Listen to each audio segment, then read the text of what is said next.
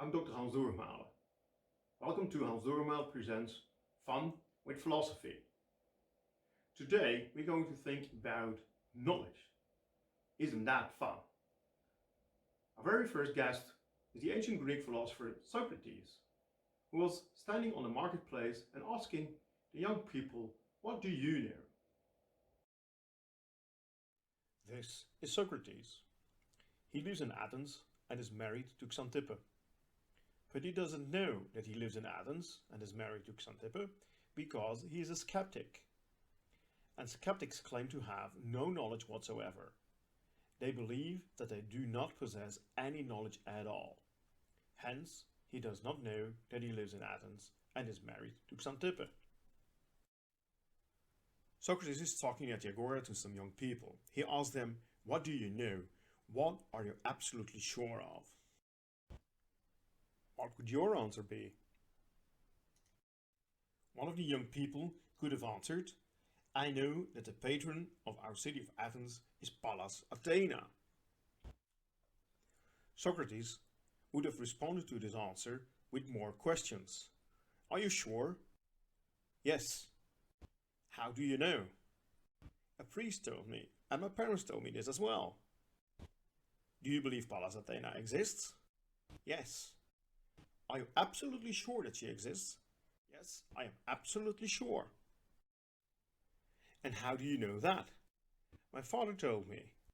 "And everything he ever told you was true?" No, sometimes he was wrong." "So how do you know he was right in this case?" "I do not." "So are you sure Pallas Athena exists?" "No, I do not." Eventually the young people all would go home having fewer things they were sure of than when they went to the market. And of course, back home, they challenged the beliefs of their parents the way Socrates challenged theirs. The citizens of Athens were not amused with Socrates. He had to stand trial. He was convicted for corrupting the youth and for atheism. The punishment was death. He had to drink hemlock, which he did. That actually wasn't that funny.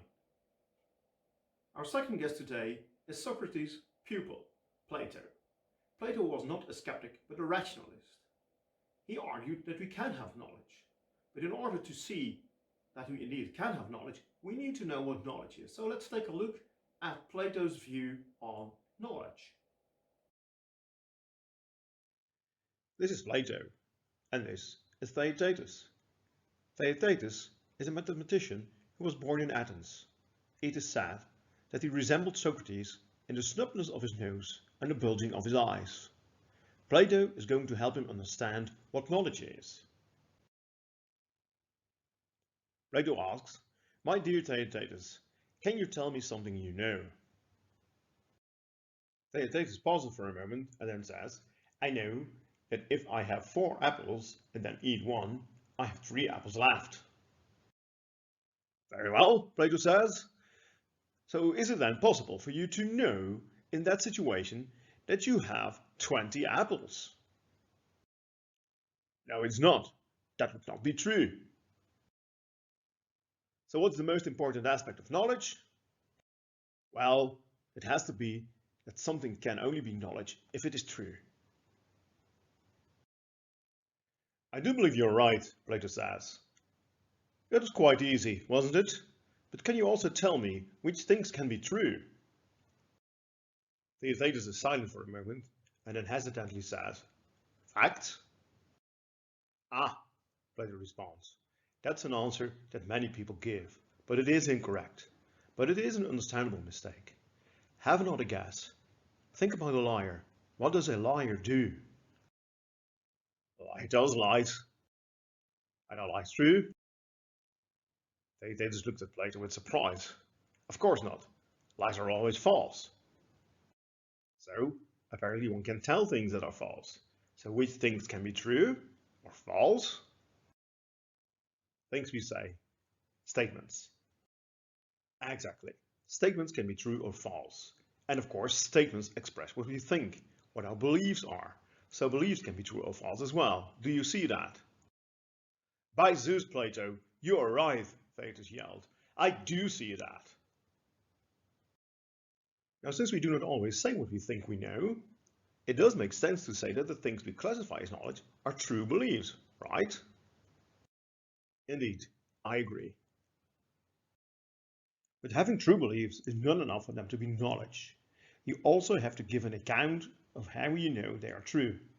You have to provide a justification. What do you mean? Theaetetus asked. Have you ever heard of Atlantis? Plato asked in return. The sunken island? Yes, obviously I have. Do you know it actually existed? No, I just read about it. But it might be the case that it existed, and that the sentence Atlantis existed is true. So if someone believes this, then this person has a true belief, but not knowledge. I see, Theaetetus said slowly. For it to be knowledge, one actually needs to have seen it. You're almost right, says Plato. Of course, seeing it would be a justification for the belief. But have you ever been to Sparta? Have you ever seen that city?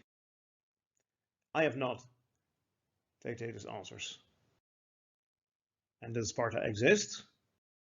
Ah, I see where you're going. I know that Sparta exists, but have not seen it. But I know many people coming from Sparta and trust them to tell the truth.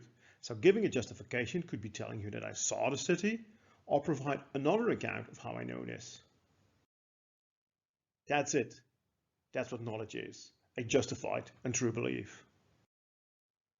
Okay, well, you have to go home now. Right. See you later. Plato, in fact, argues that a sentence is true when it corresponds to the facts. That's basically behind Plato's theory. If knowledge is a justified and true belief, then a true belief is a belief that corresponds to the facts. So it is something I believe, a mental state, that depicts the world the way the world is. So for instance, take my belief that I have a blue bottle. The belief this bottle is blue is true because the bottle is blue. So it depicts, my mental state is as it were a picture of reality, and if the picture is representing reality the way reality is, we say that the picture is true. We say that the sentence, the belief is true. If I say the bottle is green, if I believe that the bottle is green, then my belief does not correspond to the fact, does not depict reality the way reality is, and thus is a false belief. It's not true. This is called the correspondence theory of truth. A sentence or a belief is true when it corresponds to the facts, when it depicts the world the way the world is. Let us see what Tony and Ronnie and our philosophical guest make of all this. Here's a bit of background. As you can see, Tony and Ronnie are identical twins. Tony never fulfilled his dream of becoming a famous rock star with his band Tony and the Thought Crimes. But he studied philosophy, which is even better, or so he tells himself. After he graduated, he became a YouTuber and has a philosophy talk show together with his brother, who is also unemployed.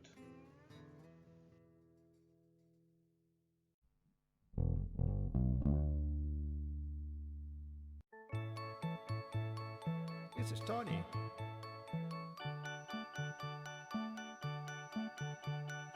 This is Ronnie. This is the Tony and Ronnie Talk Philosophy Talk Show.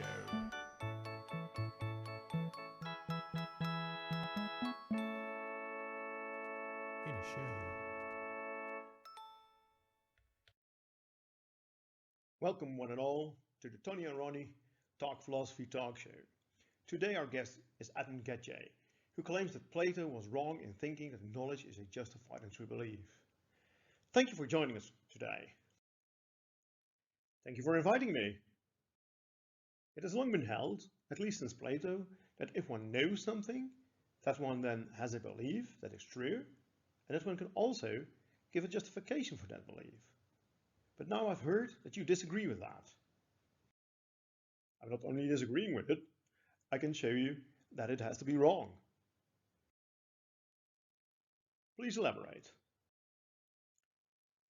I see that there is just one piece of chocolate pie left. Now there's Billy. She wants that piece of chocolate pie. I see that Billy has an apple. Her father has told me that Billy will get this last piece of chocolate pie. So I now have the belief that Billy gets the last piece of chocolate pie, and infer from that the belief that the girl that gets the last piece of chocolate pie has an apple. So you are justified in believing that the girl that gets the last piece of chocolate pie has an apple because the father told you. Exactly. So if she indeed gets the last piece of pie, then that is the belief I have, it is true, and I have a justification for it. So according to the definition, it's knowledge.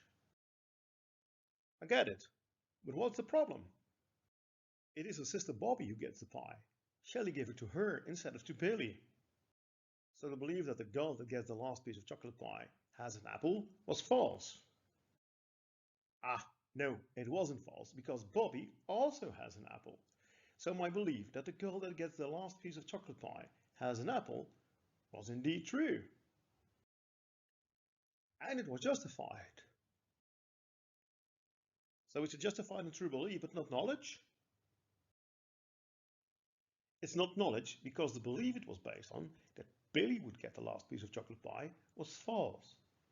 It is a coincidence that my belief that the girl that gets the last piece of chocolate pie has an apple was true. So I did not actually know this. So it's a justified and true belief, but it's not knowledge. The definition is wrong.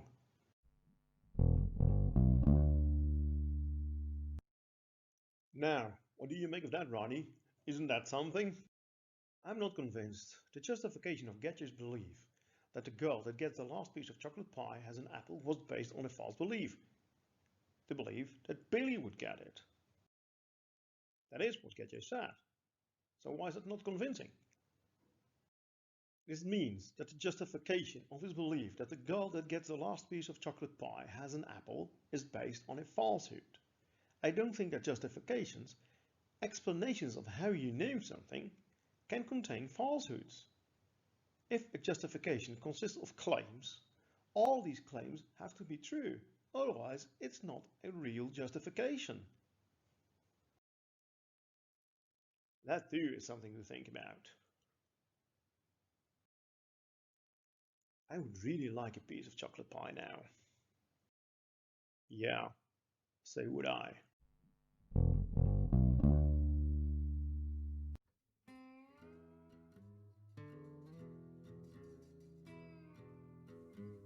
We often make claims that we know something, but do we really?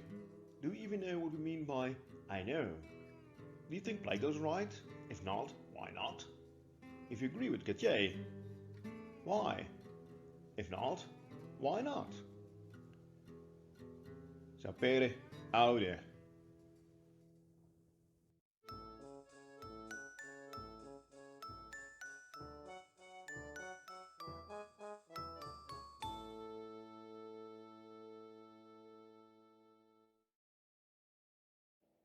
Wasn't that fun? Well, that's it for this episode of Fun with Philosophy. Stay safe.